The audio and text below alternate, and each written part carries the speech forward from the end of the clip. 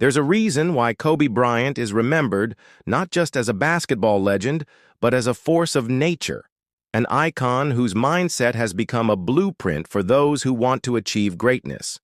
It wasn't just about the game.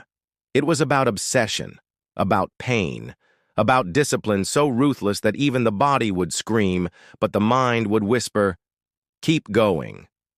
Kobe didn't avoid pain. He sought it. He respected it. And that's what made him different from the rest of the world. You see, for most people, pain is a red light. For Kobe, it was a green light.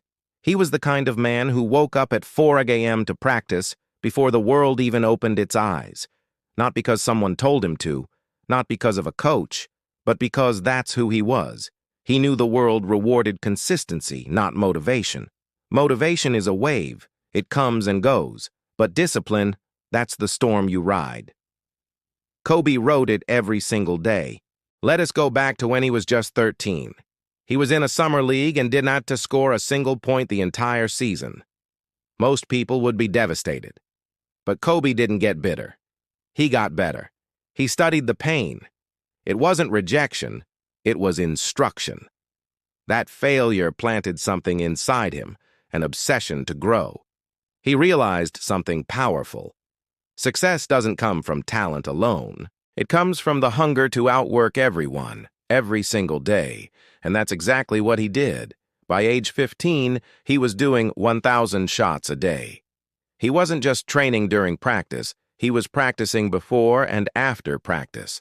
And while others laughed, partied, or slept, Kobe was building an empire in silence. He said it himself. Rest at the end, not in the middle. Pain was never the enemy. It was the pathway. This philosophy wasn't just about basketball. It was about how Kobe approached everything. Pain wasn't a problem. It was a message, a challenge, a chance to rise. Whether it was an injury, a losing streak, criticism, or personal struggle, he leaned into it. He once played an entire game with a torn Achilles. Let that sink in. While most would be carried off the court, he stood at the free throw line, shot 2 perfect baskets, then walked off. That wasn't physical strength. That was mental warfare. That was Kobe versus Kobe, and Kobe won. So many people dream big, but break under pressure. They want the glory, but not the grind. They want the gold, but not the suffering. Kobe didn't see pain as something to be avoided. He saw it as the price of admission. Want greatness? Pay the price. You have to understand. Kobe didn't wake up motivated every day. No one does. But he had a higher standard. His standards didn't depend on how he felt. They were locked in place like a sacred contract. Whether he was tired, hurt, criticized, or doubted, it didn't matter. He kept going because he knew something most people forget. Pain passes, but greatness stays. There's a hidden truth about pain. It reveals who you are. It strips away the illusions. When you're under pressure, when you're exhausted, when you failed for the 10th time, what's left? That's your real self. Kobe wanted to meet that self every single day. And the only way to do that is to chase discomfort, to run toward the thing everyone else runs from. He once said, "The dream is not the destination, the dream is the journey." Most people chase results. Kobe chased the work. He fell in love with the process, the hours alone in the gym, the burn in the legs, the sweat soaking through his shirt. Because he knew the truth. The process is the prize. Even after he retired, Kobe didn't slow down. He transformed that same mindset into storytelling, writing, investing, and inspiring the next generation. He won an Academy Award. Why? Because the obsession didn't end with basketball. It simply evolved. That's the beauty of a true mindset. It's not tied to a profession. It's a way of being. You either operate with intensity or you don't. Pain also taught Kobe compassion. He mentored younger players, not just with technical advice, but with a deeper message. Greatness is earned, not inherited. And pain is the test you have to pass. He helped others embrace the grind, not run from it. Because in the end, pain is the most honest teacher. It humbles you. It reveals your flaws. It forces growth. And if you listen, really listen, it transforms you. The world today is soft. People chase comfort. They fear failure. But Kobe's legacy stands tall as a reminder that true fulfillment comes not from ease, but from effort. It comes from choosing the harder path, the one no one else wants to walk. Because on that path, there's no competition, just you, your will, your focus, your fight. You don't have to be an athlete to live like Kobe. His mindset applies to everything: your career, your goals, your habits, your relationships. The question is, how bad do you want it? Are you willing to suffer for it?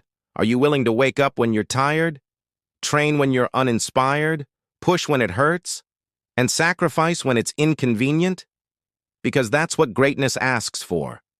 And that's what Kobe gave. His nickname, the Black Mamba, wasn't just cool branding.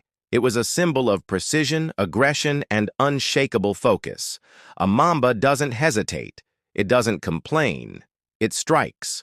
Kobe built his identity around that idea, because when you become obsessed with mastering your craft, the world can't stop you. They can doubt you, laugh at you, ignore you, but if you're willing to go through hell for your dream, they will remember your name. And let's be real, Kobe wasn't perfect. He had flaws, setbacks, and moments of controversy. But he never let his past define him. He learned, he evolved, he took responsibility. That's another level of strength, being willing to confront your own darkness and still rise above it. That's real courage. One of the most powerful lessons from Kobe's life is this: pain is temporary. Regret is forever. You can endure the suffering of growth, or you can live with the pain of staying the same. Kobe chose growth, again and again, and because of that, he transcended the game. He became a global symbol of grit, of intensity, of purpose. There's a fire inside you right now. Maybe it's buried under doubt. Maybe life has kicked you around. Maybe you've convinced yourself that it's too late, that you're too tired, that your dreams are too far away. But listen, Kobe started with 0 points in a season. 0. He didn't start great. He became great because he made a choice to show up, to suffer, to focus, to rise. You can make that choice too, right now, this minute, not tomorrow, not next week, now. Decide that from this moment forward, you're going to lean into the pain. You're going to make it your teacher, your training partner, your fuel. Because if you can do that, if you can embrace discomfort like Kobe did, then there is no dream too big, no goal too far, and no limit to what you can become. So the next time life gets hard, remember him. Remember the man who shot free throws with a torn Achilles, who trained for hours while others slept, who chased greatness not for applause, but for purpose. And remember this: pain was never the enemy. It was always the way